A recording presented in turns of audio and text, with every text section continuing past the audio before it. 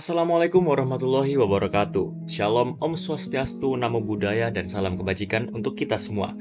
Perkenalkan, nama saya Muhammad Rizala Noval dengan NIM 21051214008 dari jurusan Teknik Informatika Program Studi Sistem Informasi kelas B 2021. Dan pada kesempatan kali ini saya akan menjelaskan standarisasi jaringan komputer dari mata kuliah jaringan komputer. Baik, sebelum kita masuk, kita harus mengenal apa saja yang akan kita bahas pada video kali ini.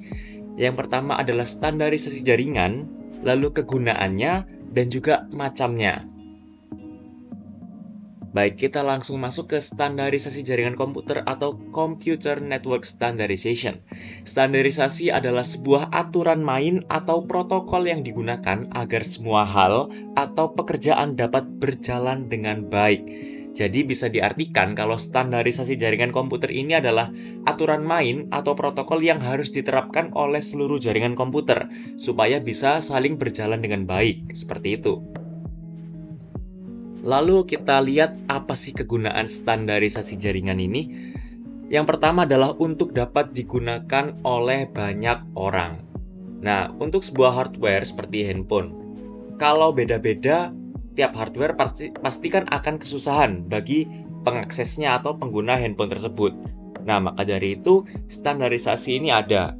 Jadi, seperti handphone nih, kita harus mempunyai sebuah standarisasi untuk dapat menggunakannya pada banyak orang. Sebuah handphone harus memenuhi standar atau kriteria tertentu untuk dapat digunakan, seperti frekuensi sinyal yang dimilikinya, kartu SIM apakah yang bisa dipakai oleh handphone itu, dan juga banyak lagi supaya handphone ini bisa saling terhubung. Jadi intinya, sebuah standarisasi ini harus dapat digunakan oleh banyak orang dan harus bisa berjalan dengan baik supaya bisa saling terhubung. Lalu ada memudahkan komunikasi satu sama lain. Seperti yang kita tahu nih, komunikasi ini sangat penting dalam kehidupan kita. Contohnya, bila terdapat sekumpulan komputer pada suatu vendor A yang sama terhubung ke dalam sebuah jaringan lokal atau LAN dengan protokol vendor tersebut, kemudian ada sebuah komputer lain dari vendor B ingin terhubung ke jaringan yang dipakai oleh vendor A. Pastinya vendor B ini akan mengalami kesulitan untuk terhubung. Jadi, sebuah standarisasi harus dibangun dan diberlakukan secara umum. Untuk diberlakukannya secara umum ini harus bisa memudahkan komunikasi. Jadi, supaya bisa mudah komunikasinya, itu adalah salah satu juga kegunaan dari standarisasi. Lalu ada memudahkan dalam melakukan pekerjaan. Sebuah standarisasi bisa membantu kita dalam berbagai pekerjaan. Contohnya, dalam pembuatan kabel jenis crossover dan straight. Terdapat standarisasi yang bisa kita gunakan yaitu T568A dan T568B. Untuk memudahkan kita dalam pembuatan jenis kabel tersebut, apabila tidak terdapat standarisasi, maka pasti akan kebingungan dan juga kesulitan. Standarisasi dapat memudahkan kita dalam melakukan pekerjaan. Lalu kita masuk ke dalam macam-macam standarisasi. Macam-macam standarisasi jaringan komputer dalam jaringan komputer ada banyak sekali. Terdapat vendor hardware ataupun software yang selalu bersaing dalam dunia pasar dengan memberikan produk atau temuan-temuan terbaru dengan memberikan berbagai kelebihan. Situasi semacam ini memberi kondisi yang semakin rumit. Karena jika kita membeli produk dari vendor yang satu dan kita hendak menggabungkannya dengan alat atau vendor lainnya, maka itu bisa membuat kesulitan dan bisa jadi not supported atau tidak saling mendukung. Nah, karena itu juga standarisasi ini penting. Lalu juga ada macam-macam standarisasi dan juga organisasi yang mengkontrol dari standarisasi yang ada.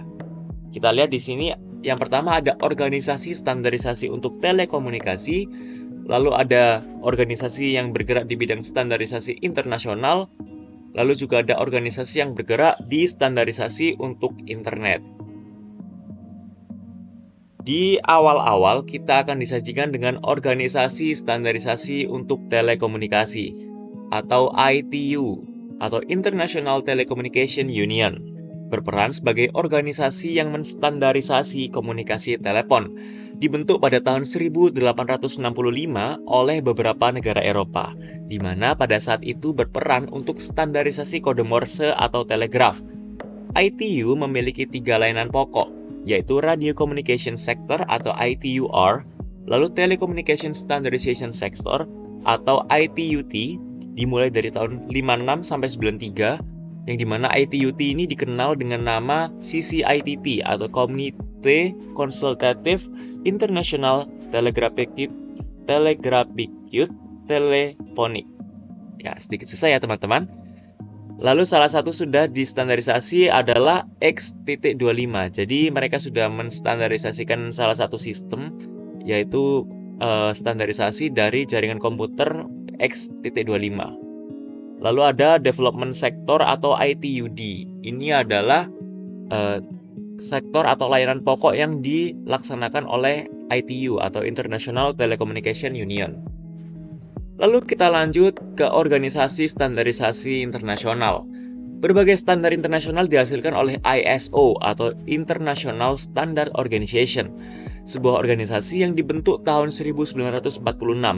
Anggota dari organisasi ini antara lain adalah ANSI atau dari Amerika, lalu ada BSI dari Inggris, lalu ada AFNOR dari Prancis, lalu ada DIN dari Jerman, dan masih banyak lainnya, kurang lebih dari 85 anggota yang tersebar di masing-masing negara.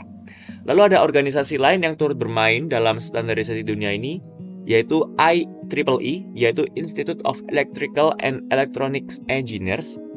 Sudah banyak standar yang dihasilkan sama IEEE ini, 802 untuk teknologi LAN atau LAN, di mana teknologi ini juga didukung dengan standarisasi IDO 8802. Lalu kita lanjut, di mana organisasi standarisasi untuk internet. Lanjut. Nah, organisasi standarisasi untuk internet ini adalah untuk standarisasi internet, yang dimana memiliki mekanisme tersendiri yang berbeda dengan ITUT ataupun ISO.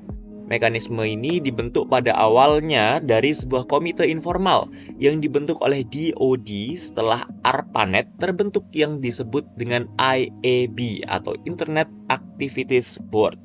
Pada komite inilah menampung semua ide atau pemikiran yang secara terbuka didiskusikan.